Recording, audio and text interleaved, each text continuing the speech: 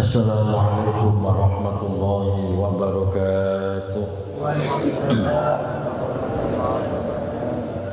Bismillahirrahmanirrahim. Alhamdulillah, alhamdulillahilladzi hadana lihada wa ma kunna linahtadiya laula an hadana Allah. Wassalatu wassalamu ala Sayyidina wa maulana Muhammad ibn Abdillah wa ala alihi wa sahbihi wa man tabi'ahu bi ihsanin ila yaumil qiyamah. Hasbunallahu wa ni'mal wakil, ni'mal maula wa ni'man nasir, wa la hawla wa la quwwata illa billahil aliyyil azim. Allahumma anfa'na bima 'allamtana wa 'allimna ma yanfa'una bi rahmatika ya arhamar rahimin. Amin ya rabbal alamin. Al-Mukarramun, seluruh pengurus DKM Masjid Jami Al-Farongo, Ketua DKM dan Ketua Lingkungan Om Rio yang sedang sakit, kita doakan segera Allah berikan kesembuhan yang penuh dengan keberkahan dan bisa melanjutkan aktivitas dan ngaji bareng dengan kita lagi. Seluruh para asatid, guru-guru kita yang mulia, Bapak Ustaz Burhanuddin, Bapak Ustaz Suhendi, Bapak Ustaz Sukamto, orang tua kita Bapak Haji Sayuti, Bapak Haji Kanadi, dan seluruh sesepuh para tokoh masyarakat. Mohon maaf tidak disebut nama satu persatu tanpa mengurangi rasa ta'zim. Seluruh jamaah Bapak Ibu yang hadir pada kesempatan malam hari ini tanpa terkecuali, semoga Allah sehatkan lahir batin kita, Allah tambah keberkahan hidup kita, Allah istiqomahkan kita di dalam kebaikan, dan kelak diwafatkan dalam keadaan husnul khotimah.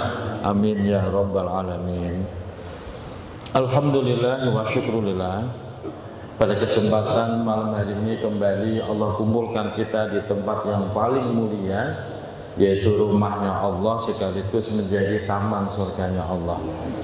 Ini merupakan anugerah yang luar biasa karena kita masih diberikan kesempatan duduk di tempat yang mulia ini, yang mana setiap langkah kaki kita adalah penghapus dosa atas dosa-dosa kita. Bapak Ibu yang dirahmati Allah, kita doakan juga saudara kita yang lain yang sakit, Allah berikan kesembuhan, yang dalam kesulitan Allah berikan kemudahan, yang dalam kesempitan Allah berikan kelapangan, dan semoga hajat kita semuanya dijabah oleh Allah Subhanahu wa taala. Bapak Ibu dirahmati Allah, melanjutkan kajian kitab Nashaihul Ibad. Kita sudah berada di Babut Tusai, dan masih melanjutkan makalah yang kedua, yang mana pertemuan yang lalu bahwa orang itu menyembah Allah ada 3 cara. Ada yang menyembah Allah karena dasarnya takut kepada Allah, ada yang menyembah Allah karena dasarnya berharap kepada Allah, ada yang menyembah Allah karena dasarnya cinta kepada Allah. Dan itu semua ada ciri-cirinya, ada tanda-tandanya. Kemarin kita sudah masuk tanda-tanda orang yang menyembah Allah karena dasarnya takut. Yang pertama, tanda yang pertama, dia selalu merendahkan dirinya, dia selalu tampil dengan sederhana. Karena takut itu semua harta benda, aksesoris akan menjadi beban nanti di persidangan akhirat. Yang kedua, dia merasa sedikit kebaikannya. Dan yang ketiga, dia merasa banyak keburukan kemaksiatannya. 3 tanda ini, orang itu disebut benar-benar menyembah Allah karena dasarnya takut kepada Allah. Sekarang yang kedua, Bismillahirrahmanirrahim. Walisani, dan untuk kelompok yang kedua, yaitu alladzi ya'budullaha ta'ala ala sabilir roja, Kelompok kedua yaitu orang yang menyembah Allah karena dasarnya penuh harap kepada Allah, mengharapkan pahala, mengharapkan kebaikan, mengharapkan surga, mengharapkan seluruh harapan kita, hajatnya dijabah Allah dan seterusnya. Itu kelompok yang kedua. Salasu alamatin, kelompok kedua ini juga memiliki 3 tanda. 3 tanda itu, yang pertama, yakunu qudwatan nasi jami'il halati. Orang itu akan menjadi contoh, qudwatan nas, akan menjadi contoh bagi orang lain fi jami'il halati, di semua kondisi. Orang yang ibadah karena mengharap sesuatu kepada Allah, dia lebih apik dalam arti dari perilaku, dari penampilan, dari segala sesuatunya dia apik, bahkan menjadi contoh bagi orang lain. Dia selalu terlibat di dalam kebaikan. Umpamanya ada kebaikan, membangun masjid, dia akan tampil pertama menjadi contoh buat yang lain. Umpamanya dia harus peduli dengan masalah sosial, dia akan tampil pertama menjadi contoh orang lain. Kenapa demikian? Karena dia meyakini betul di setiap kebaikan, maka disitulah tempat yang paling mustajab untuk terkabulnya harapan dan hajat dia. Makanya dia selalu menjadi orang yang pertama di dalam setiap kebaikan, dengan harapan semua hajatnya dijabah oleh Allah dan dia mendapat banyak kebaikan. Contoh logikanya begini Bapak Ibu, orang yang datang ngaji sendirian sama ngajak temen, pahalanya banyakan siapa?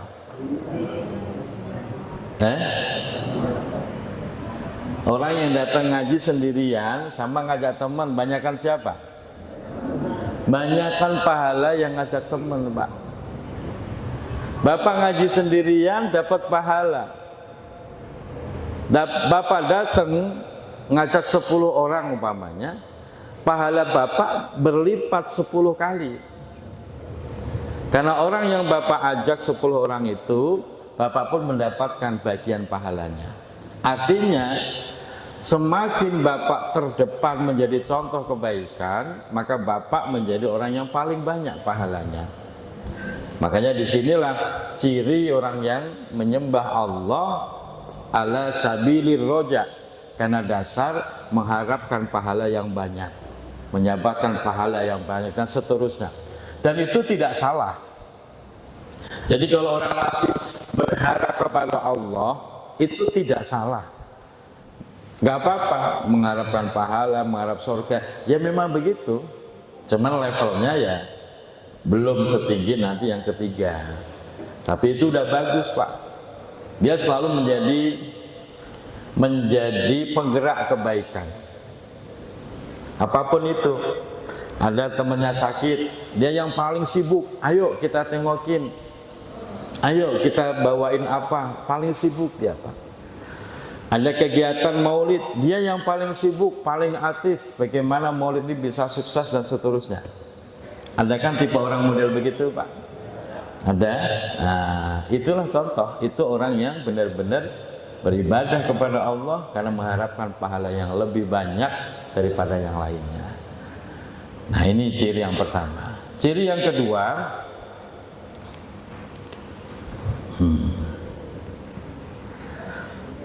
tadi selesai.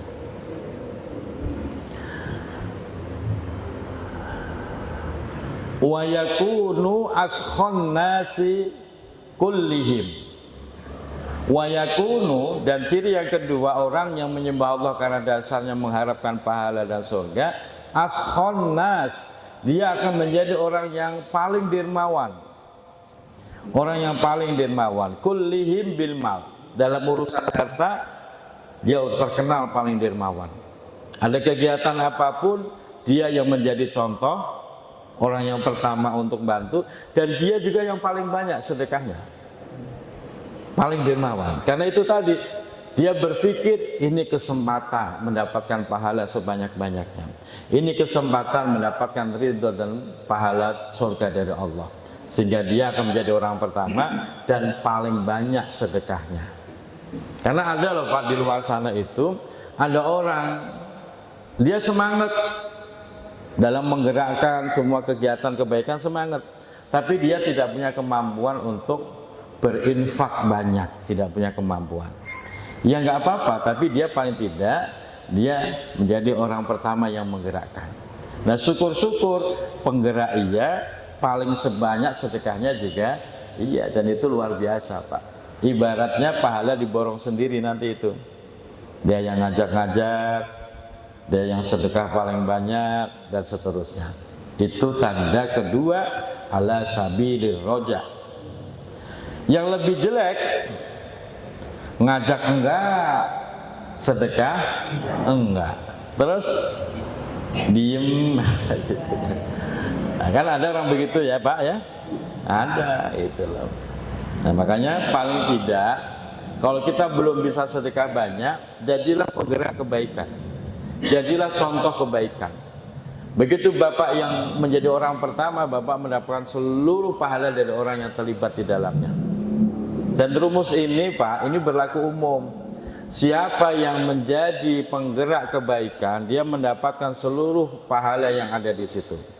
Sebaliknya, siapa yang menjadi penggerak kemaksiatan, dia juga mendapatkan seluruh dosa yang ada di situ. Ini rumusnya sama Pak. Bapak Ibu punya hajatan, boleh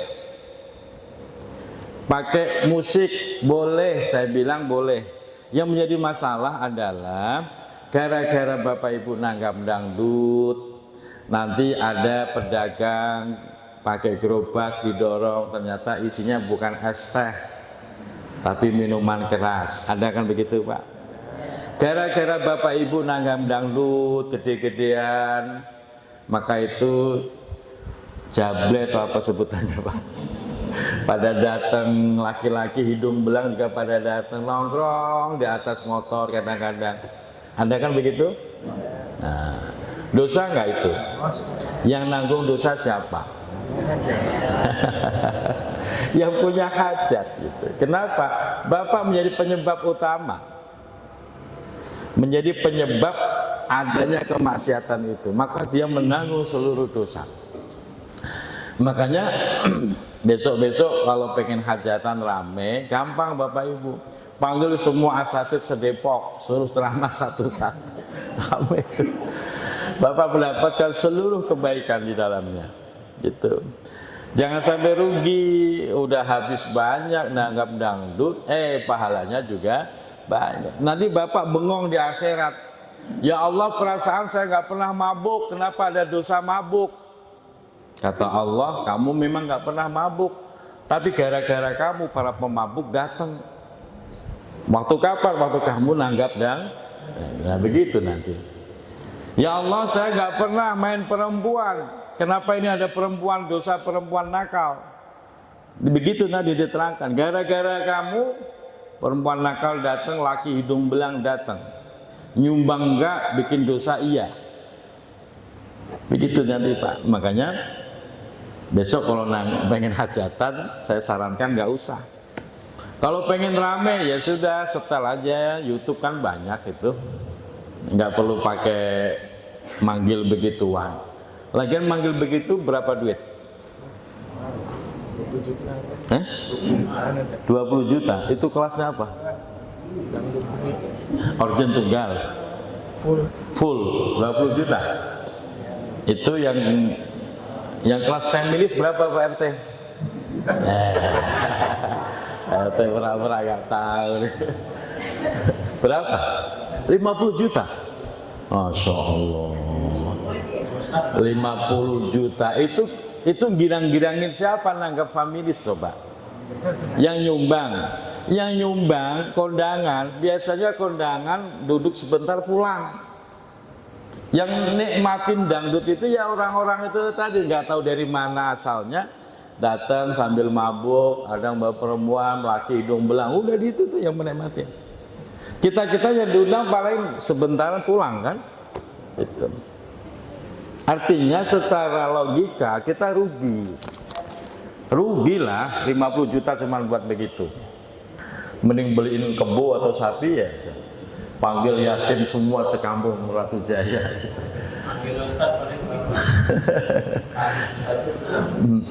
Nah ini pemahaman ini perlu kita camkan dalam hati kita. Kenapa? Karena rumusnya itu, siapa yang menjadi penyebab kebaikan, dia yang dapat pahala paling banyak. Dan siapa menjadi penyebab kemaksiatan, dia pula yang paling banyak dosanya. Nah, ini dasarnya.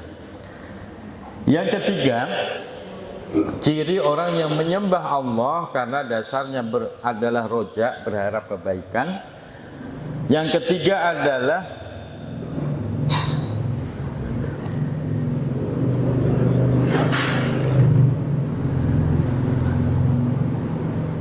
wa yakunu husnadzanni billahi kullihim.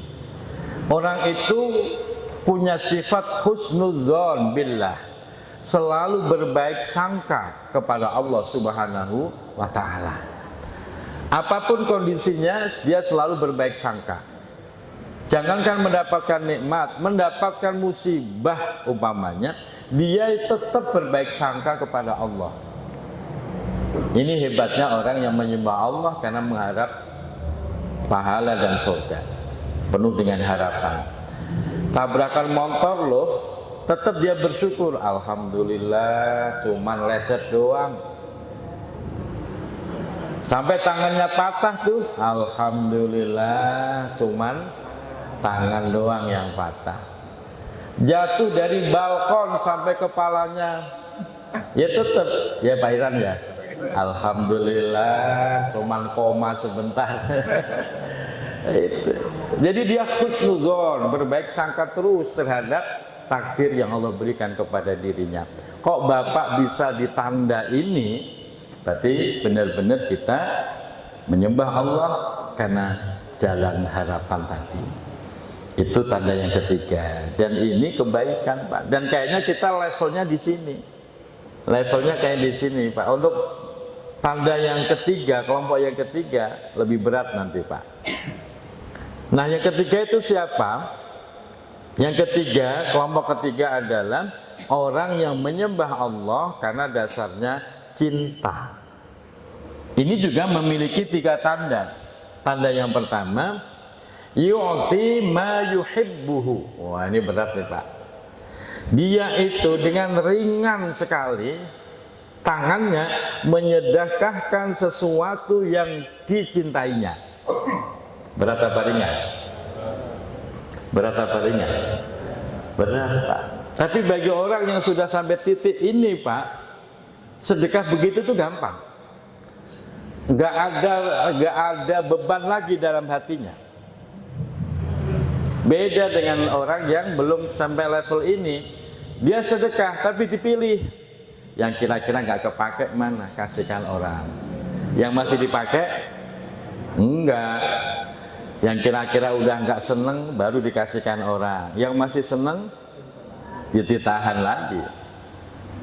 Nah, level orang yang sudah mencintai Allah justru yang diberikan adalah sesuatu yang dia sendiri masih seneng. Dan itu berat sekali, Pak. Berat. Kecuali mungkin dalam kondisi tertentu.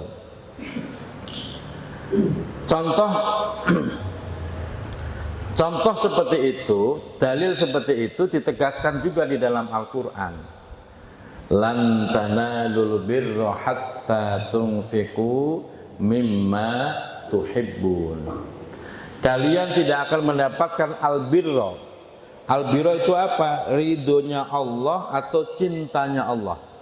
Hatta tunfiqu mimma tuhibbun. Hingga kalian mau berinfak dengan barang yang kamu masih mencintainya. Nah, keseringan orang kan nggak begitu. Berbagi makanan juga sama, Bapak Ibu. Ibu umpamanya pengen berbagi makanan, ambil dulu untuk disedekahkan. Jangan makan dulu, ntar sisanya baru disedekahkan. Ini yang seringkali terjadi. Ini masih sisa banyak, sana bungkus, anterin ke Ustadz Burhan. Wah, Ustadznya dikasih sisa. Harusnya kan nggak begitu. Ana ambil bungkus, anterin ke Ustadz Anu, ke Pak RT Anu, gitu. Nah, baru sisanya kita makan. Jadi hal-hal seperti itu, Pak, itu terjadi di masyarakat. Ini kayaknya nggak seneng nih, jelek nih. Ya udah, karena kasihkan orang. Nah, itu belum sampai level pada mencintai Allah. Makanya level tertinggi seorang hamba menyembah Allah yaitu dasarnya karena cinta. Nah, kalau sudah cinta Allah, dia itu udah nggak peduli lagi, Pak. Nggak peduli lagi dengan apa yang disedekahkan. Yang penting dapat ridho dan cintanya Allah, nggak peduli lagi. Makanya saya pernah bercerita, guru saya, Mbah Yai Mustamir itu, setiap Lebaran Syawal itu nuker recehan sampai 40 juta. Sengaja disiapin tuh 40 juta buat siapa? Buat anak-anak yang datang Lebaran. Jadi kalau ada alumni santri kayak saya nih datang bawa berapa anak? Empatnya dapat 20.000, 20.000, 20.000. Nanti siapa lagi datang bawa anak, ya dapat lagi. Yang curang datang berkali-kali ya dapat terus, Pak. Abah ya nggak hafal itu. Si A si B nya nggak hafal. Jadi yang curang ya datang terus tiap hari. Itu selalu nyiapin 40 juta. Pak, 40 juta hanya niat dibagikan orang. Berat apa ringan? Berat apa ringan? Kata Pak RT, ini bisa beli buat PCF ini. Itu. Susah, Pak. Makanya orang yang hartanya banyak nggak menjamin dia menjadi dermawan. Betul? Sebaliknya orang yang kelihatannya sederhana, bahkan cenderung tidak ada, bukan berarti pelit. Bisa jadi lebih hebat dia dermawannya. Saya sering kok begitu, Pak. Yang ngundang, kelihatannya luar biasa. Dijemput pakai Pajero. Jemput pakai Pajero. Sampai sana, air putih keluar, jeruk keluar. Saya tungguin, kopi kok nggak keluar-keluar. Gitu kan. Udah itu acara segala macam. Acara ruqyah selesai. Jemput sore. Pulang-pulang selesai jam 9. Saya pikir habis ruqyah ada kali makan malamnya begitu. Ternyata enggak, Pak. Masya Allah, kelatih saya, Pak. Keringet dingin. Lalu malam-malam suguhannya jeruk. Martabak apa mendingan kan? Kadang-kadang itu begitu, Pak. Giliran orang yang kelihatannya sederhana, subhanallah, lebih perhatian. Nah, makanya orang yang duitnya banyak belum tentu dia punya kedermawanan yang hebat, belum tentu. Karena dermawan itu urusan hati. Bukan masalah punya duit atau enggak, tapi urusan hati. Orang kalau hatinya dermawan, dalam kondisi apapun dia tetap dermawan. Kelihatannya sederhana, tapi memang dasarnya dermawan. Diada-adain, Pak. Diada-adain. Walaupun sederhana, karena memang dasarnya dermawan. Tapi kalau nggak dermawan, ya udah begitu aja, Pak. Begitu aja. Padahal saya lagi ruqyah itu di gudangnya, Pak. Gudang, dia itu punya jual beli perabot rumah tangga, kasus, sofa, segala macam. Itu gudangnya gede banget itu. Itu. Masya Allah. Iya. Makanya siap mental kalau udah begitu tuh, Pak. Terus kecewa mah enggak. Saya udah biasa begitu, Bu. Udah nggak kaget gitu. Paling nanti buru-buru WA Bun, tolong rebusin mie deh. Nasi ada. Kenapa ya? Belum makan nih udah kelatih. Sampai rumah udah matang langsung makan. Gitu, Pak. Yang kedua, Orang yang menyembah Allah karena dasarnya cinta, mana tadi? Ya'malu sukhta nafsihi. Dia akan melakukan apa yang dibenci oleh dirinya. Dia akan melakukan apa yang dibenci oleh nafsunya. Digantinya, Pak. Nafsunya nggak seneng kalau tahajud, justru dia akan melakukan itu. Nafsunya nggak seneng diajak baca Quran, justru dia paksa untuk baca Quran. Nafsunya nggak seneng diajak ke masjid, tapi dia paksa untuk ke masjid.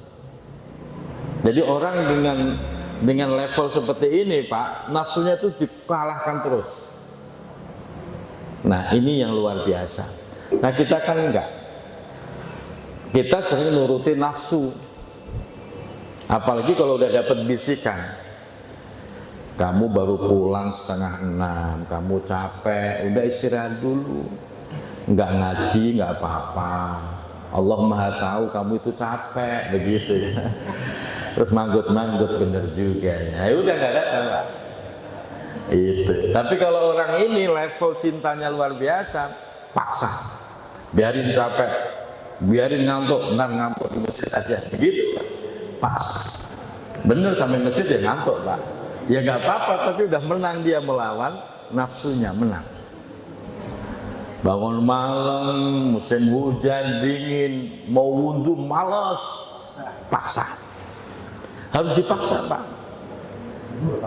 Dipaksa, diomongin, dirinya itu diomongin. Kalau perlu dipukul, Pak. Pukul. Kaki ini males nih, berat bawa ke masjid, pukul, Pak. Kamu kaki diajak ke masjid berat. Kamu mau ke surga apa ke neraka? Begitu, Pak, diomongin, pukulin. Begitu juga bangun malam, ini wajah mau diwunduin berat. Udah tampol sendiri, Pak. Tampil sendiri. Ini wajah mau ke surga apa ke neraka ini. Udah taplok dulu, Pak. Itu. Daripada ditapok orang lain. Taplok sendiri. Begitu, Pak, dipaksa. Saya dulu pernah dapat ijazah untuk melek, Pak. Udah puasa melek, semalaman nggak boleh tidur. Masya Allah, berat. Itu kita dilatih oleh guru kita, paksa. Tanya paksa gimana? Setiap ngantuk nih, kita udah siapin cabai tuh, ngantuk tuh, makan tuh cabai, makan cabai. Pedes nggak jadi ngantuk. Dan ngantuknya datang lagi, makan lagi cabai itu. Itu memaksa nafsu. Alhamdulillah, Pak, dengan izin Allah, saya selama 19 bulan nggak pernah tidur malam. Yang kedua, ijazah beratnya apa? Sholat subuhnya harus pakai wudhu sholat isya. Oh, itu lebih berat lagi tuh, Pak. Jadi kita nggak boleh batal tuh. Begitu kita sholat isya, nggak boleh batal tuh sampai subuh. Alhamdulillah saya lulus 40 malam tuh, Pak. Masya Allah. Terus gimana? Ya udah, kita hati-hati betul, minum dikit, makan dikit, kita jaga, tahan, jangan sampai kentut, jangan sampai pipis, sampai subuh. Ya dengan izin Allah, dengan bimbingan guru, ya kuat. Tapi memang berat dan memang begitu, dipaksa. Kalau kita kok nggak mau maksa nafsu, nurutin nafsu, ya kita nggak jadi apa-apa. Makan dulu petinggal tuh kebuli. Karena saya tahu di Ratu Jaya nggak bakal ada kebuli kayaknya. Kadang-kadang kita diuji begitu. Udah naik motor tuh datang jamaah saya, Mas Faisal namanya, Juragan Buah Rawadenok tuh. Kayak mau berangkat, iya. Ini ada durian, dibawain 3 buah durian. Ya Allah, ini kesenangan saya semua ini. Udah sepanjang jalan ini kebuli durian, begitu, Pak. Itu nafsu. Udah gitu habis Ratu Jaya ini nanti saya langsung ke Mampang. Sampai rumah kurang lebih jam 11. Wah, kebulinya gak dingin. Nafsu itu begitu, Pak. Ya artinya kadang-kadang kelihatan sepele tapi bisa meruntuhkan keimanan kita. Nah, kita juga harus begitu, Pak. Lawan tuh nafsu. Kadang-kadang udah 2 kali bangun loh, masih aja nggak bisa untuk wudhu tuh nggak bisa. Padahal udah dibangunin Allah sampai 2 kali. Nah, itu kan kebangetan, Pak. Nah, itu yang harus dipaksa lawan itu. Yang ketiga, ciri orang yang mencintai Allah karena dasarnya cinta adalah wala yahtamu bihi ba'da ayyardiya rabbuh. Dia tidak akan berhenti sebelum mendapatkan ridhonya Allah. Terus, Pak. Orang dengan dasar cinta istiqomah, Pak. Walaupun hajatnya belum diijabah, dia terus, dia ulang-ulang zikirnya, dia ulang doanya, dia ulang lagi tahajudnya terus. Enggak bosen, enggak kayak orang sonong. Capek gua, udah sebulan tahajud, hajat belum diijabah juga. Nah, itu dasarnya berarti bukan cinta. Capek, bosen, doa mulu, zikir mulu, mana enggak ada buktinya, enggak datang-datang, capek. Makanya cirinya gampang, orang yang menyembah Allah dengan dasar cinta, dia tidak pernah lelah di dalam ibadahnya. Dia tidak pernah bosan di dalam doa dan zikirnya. Dia konsisten, dia istiqomah sampai nanti diwafatkan dalam keadaan husnul khotimah. Kayak ngaji begini, Bapak ada rencana mau berhenti nggak? Bu, ada rencana mau berhenti nggak ngajinya? Jangan. Terus ya udah terus konsisten sampai nanti mati satu demi satu. Nah, itu namanya jalan cinta menuju Allah. Semoga husnul khotimah. Amin ya rabbal desa ya. Oh. Nah, itu tanda bagaimana orang mencintai Allah. Selanjutnya, ketika orang itu memang dasarnya mencintai Allah, wa yakuna fi jami'il halati ma'a sayyidihi, dan dia akan mengkondisikan dirinya selalu bersama Tuhan yang dicintainya. Ini yang luar biasa, Pak. Dia selalu mengkondisikan dirinya. Artinya apa? Apapun acaranya, apapun kegiatannya, dia akan selalu berusaha untuk tidak berpaling dari Allah. Bahkan dalam keadaan ramai sekalipun, hatinya tetap zikir. Lagi ngopi, zikir. Lagi ngerokok, zikir. PRT itu kalau lagi ngerokok, jangan dikira lupa sama Allah. Justru itu lagi inget-ingetnya itu. Tarikannya, ditiup Allah, begitu, Pak. Gitu. Berarti dia mengkondisikan dirinya selalu ingat Allah. Ini yang susah. Kita kan kadang-kadang ingat Allah kalau pas lagi sedih doang. Jika lagi senang lupa. Nah, makanya orang yang benar-benar cinta Allah selalu mengkondisikan dirinya bersama Allah dalam keadaan apapun dan dalam kondisi apapun. Bahkan saat sakit sekalipun, rintihannya itu zikir. Ada orang kemarin curhat, Kiai, orang tua saya tolong dibuatin air, gitu. Kenapa? Nangis ngerintih, sakit ngerintih mulu. Saya bilang, ngerintihnya gimana? Gitu. Saya bilang, yang begitu tuh bagus. Yang begitu tuh bagus. Tinggal bilangin aja, biarin dia ngerintih. Yang penting hatinya Allah, begitu, Pak. Yang jelek itu teriak-teriak. Teriak-teriak itu jelek, Pak. Tapi kalau ngerintihnya itu bagus, Pak. Justru kalau sakit kok diem aja malah bahaya itu, Pak. Gak apa-apa, itu gak apa-apa. Malah bagus itu, Pak. Kecuali kalau teriak-teriak, ngamuk, nah itu yang jelek itu. Bapak kalau sakit diem apa ngerintih? Apa cerewet ngamuk mulu? Nah, yang sakit cerewet ngamuk mulu, nah ini yang jauh dari ridhonya Allah. Itu. Tapi kalau sekedar ngerintih begitu, nggak apa-apa, malah bagus, Pak. Kenapa saya sebut bagus? Banyak keterangan orang yang itu justru hatinya lagi ingat Allah, Pak. Gitu ya. Pernah kan nungguin orang sakit begitu? Abah saya bikin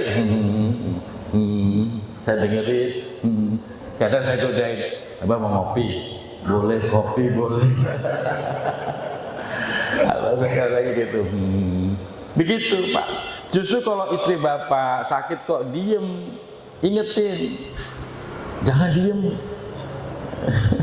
Bahaya kalau diem, biasanya pikiran melayang, ngaco kemana-mana, Pak.